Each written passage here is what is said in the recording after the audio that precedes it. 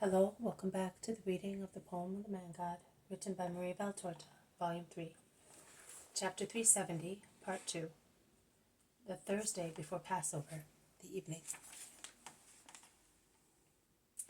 It is a quick meal.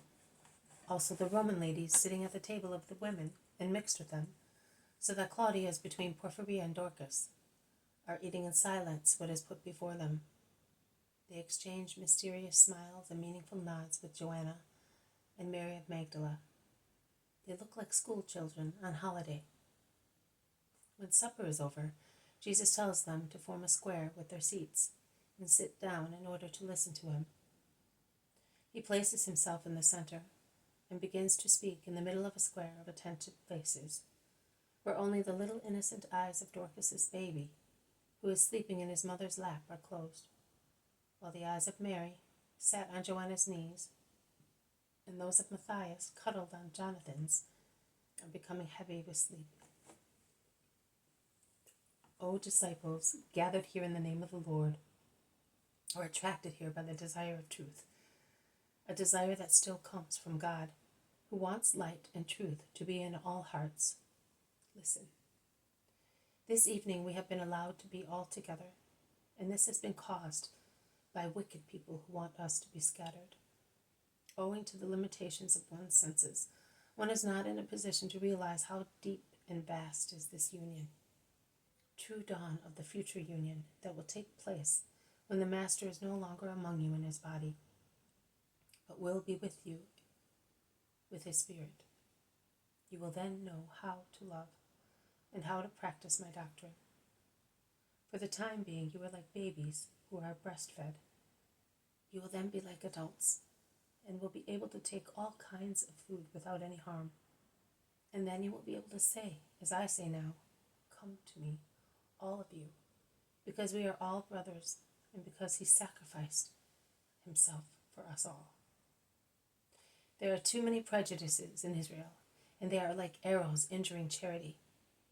I am speaking openly to you, loyal followers, because there are no traitors among you, or people with prejudicial ideas, which separate or lead to misunderstanding, obstinacy, and hatred against me, who points out to you the ways of future times.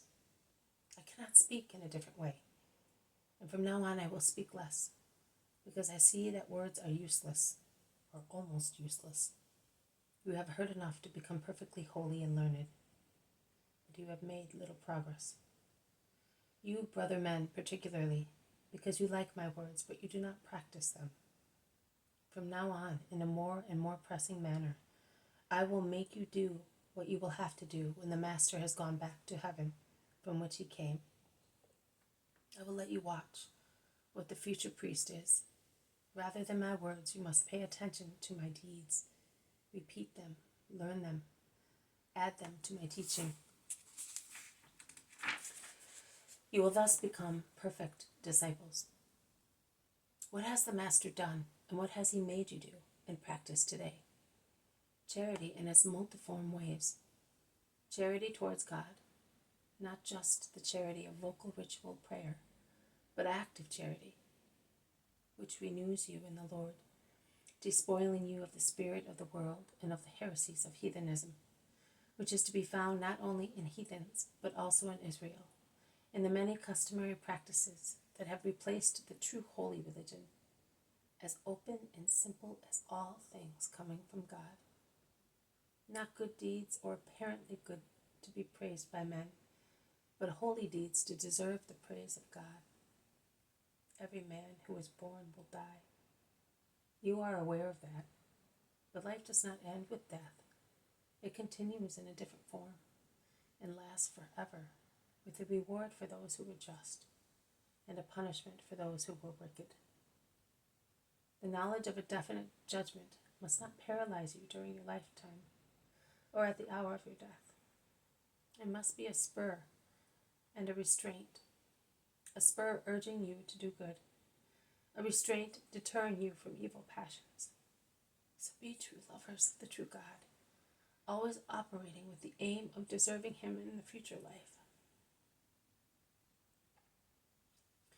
You men who love grandeur, Which grandeur is greater than to become children of God, that is God's? And you who shun pain, which certainty of suffering no longer is there, as that awaiting you in heaven? Be holy. Do you want to establish a kingdom on the earth? Do you feel that snares are laid for you? Are you afraid that you may not succeed? If you behave as holy people, you will succeed, because the very authority ruling over us will not be able to stop you, notwithstanding all its cohorts, because you will convince the cohorts to follow my holy doctrine, as I, without any violence, have convinced the women of Rome that the truth is here. Lord, exclaims the Roman ladies, seeing that their presence has been disclosed. Yes, women, listen and remember. I tell my followers from Israel, and I tell you, who are not from Israel, but whose souls are just, what is the statute of my kingdom? No rebellions.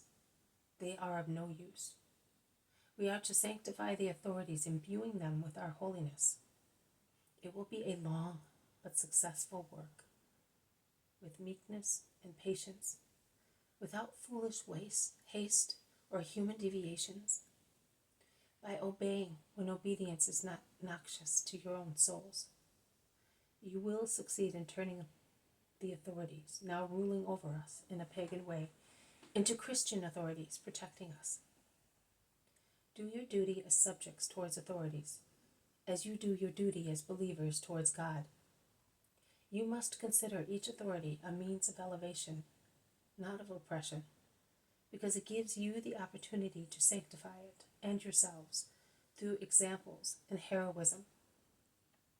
And as you are faithful believers and good citizens, be also good husbands and wives. Be holy, chaste, obedient, fond of each other, united to bring up your children in the Lord. Be fatherly and motherly to your servants and slaves, because they also have bodies and souls, feelings and affections like yourselves. If death deprives you of your husband or wife, if possible, do not be anxious to get married again. Love orphans, also on behalf of your deceased companion. You servants, be subject to your masters, and if they are faulty, sanctify them through your own example. You will have great merit in the eyes of the Lord. In future, in my name, there will be no more servants and masters, but brothers. There will be no different races, but brothers.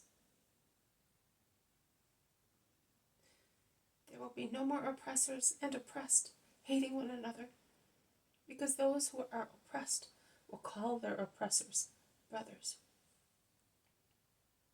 And you, who are of the same faith, love one another, helping one another as I made you do today. But do not confine your help to the poor, to the pilgrims, to the sick people of your own race. Open your arms to everybody, as mercy opens them to you. Let those who have more help those who have little or nothing. Let those who are more learned teach those who do not know or know little, and let them teach patiently and humbly, remembering that you really knew nothing before I taught you. Seek wisdom, not to add luster to your name, but to obtain assistance in proceeding in the way of the Lord. Let married women love virgins, and the latter love the former, and both love widows. You are all useful in the kingdom of the Lord. The poor must not envy the rich, and the rich must not cause hatred through display of wealth and hardness of heart.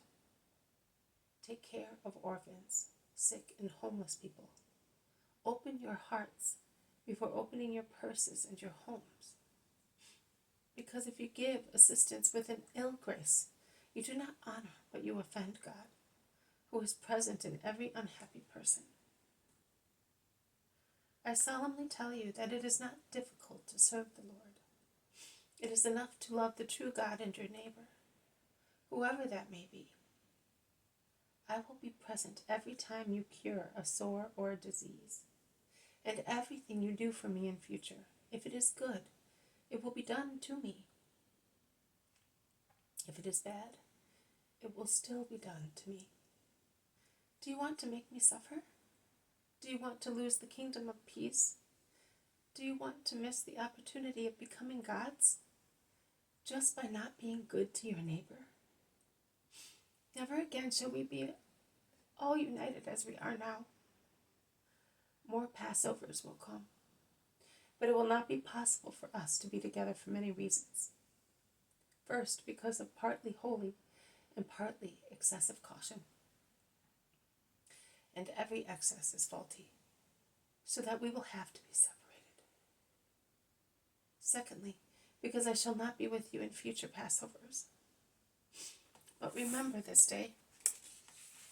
In future, you are to do not only a Passover, but always what I made you do today. This has been a reading from the poem of the Man God, written by Maria Valtorta, Volume 3, Chapter 370, Part 2, the Thursday before Passover, the evening. Thank you for listening. I will see you tomorrow. May God bless you, and may peace be with you.